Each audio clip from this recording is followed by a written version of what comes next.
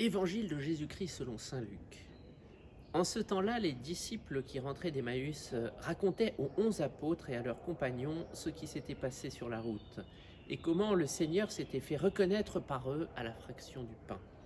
Comme ils en parlaient encore, lui-même fut présent au milieu d'eux et leur dit « La paix soit avec vous ». Saisis de frayeur et de crainte, ils croyaient voir un esprit. Jésus leur dit « Avez-vous ici quelque chose à manger ?» Ils lui présentèrent une part de poisson grillé qu'il prit et mangea devant eux.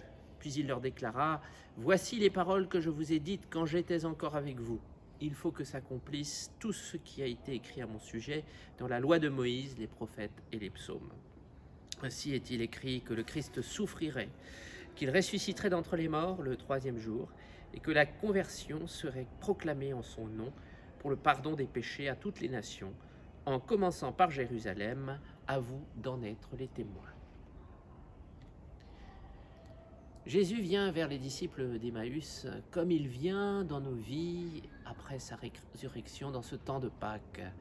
Mais il faut que tout notre être, notre intelligence, notre cœur, notre esprit soit converti à cette présence nouvelle qui nous transforme.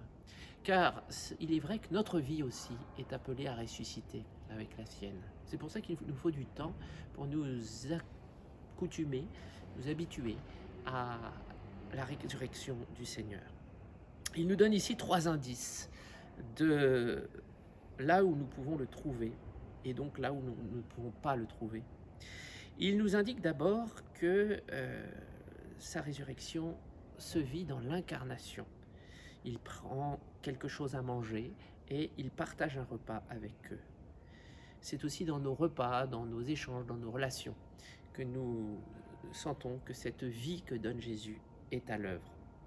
Le deuxième indice, eh bien, c'est la loi de Moïse, les prophètes et les psaumes, c'est-à-dire l'écriture, la Bible, notre manière de la contempler, de chaque jour nous rapporter à elle, nous fait aussi grandir dans cette vie que donne Jésus.